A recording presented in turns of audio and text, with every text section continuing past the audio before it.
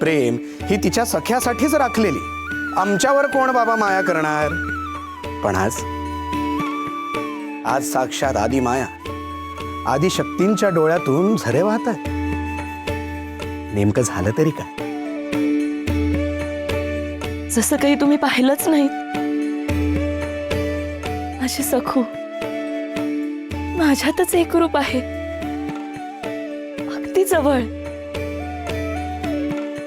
असं निरागस निष्पाप बाळ आहे सखू. हो, पण माझ्यावरची माया दाखवायला तिला संधीच मिळत नाही. त्याला ती तरी काय करेल? माझ्या सकट चराचरात आपलंच चैतन्य तत्व भरून राहिले ना, त्यामुळे आमचं अस्तित्व क्वचितच दिसतं. हे बोल मात्र लटके बरं. अहो देवी, तुम्ही आणि मी एकाच चैतन्याची दोन रूप आहोत. पण असो, आदी मायाशी कसला वाद? घ्या, भक्ती सुखाचा हा गोड अनुभव साठवून घ्या मनात. हे तर आहेच हो, पण देवा, मला काळजी आहे ती पुढची. सखू आता मला पण आत घेऊन गेली आहे. हे जर कोणी पाहिलं तर खूप वाद होतील हो. तिला बोलणी खावी लागतील.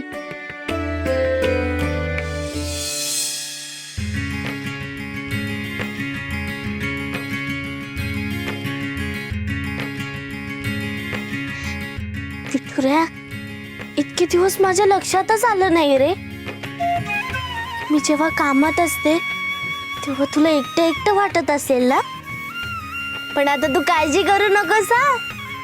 तुझ्या चेहऱ्यावर आनंद दिसण्यासाठी तुला चकित करणारे एक भेट आणली मी तुझ्यासाठी.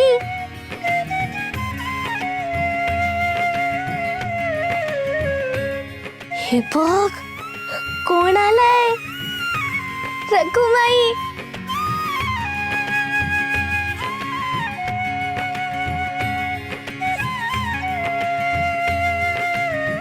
विठुऱ्या, आता तुला एकटं एकटं नाही वाटणार बरं का. रखुमाई माते, तुला पण तुझ्या आऊंपासून दूर नाही राहावं लागणार. थांबा, तुला हळदी कुंकू लावते.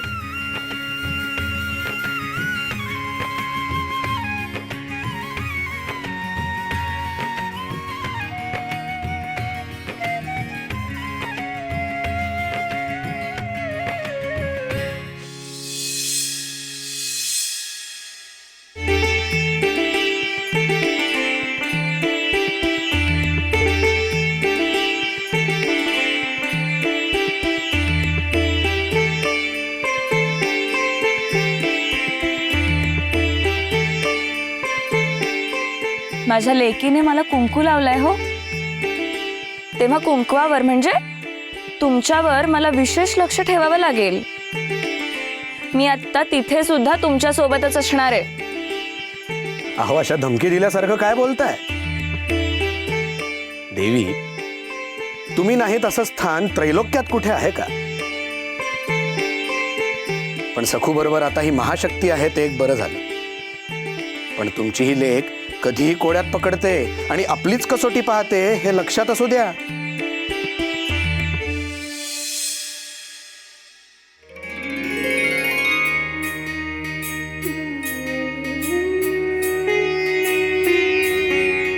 विठुऱ्या, तू जसा मलाच दिसतोस, बाकीच्यांसाठी अदृश्य असतोस, तसं रखुमाई मातेला पण अदृश्य कर. फक्त मलाच दिसू दे, बाकी कोणालाही नको. नाहीतर ठाऊके ना काय होईल. लक्ष ठेवा.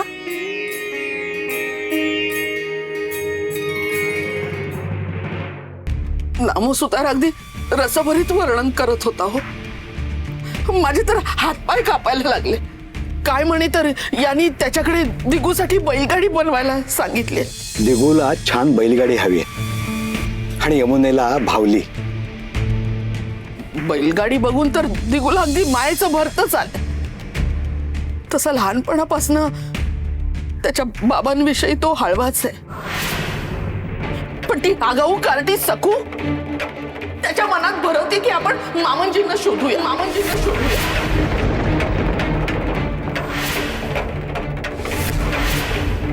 दिगू काय एका पायावर तयार आहे शोध घ्या.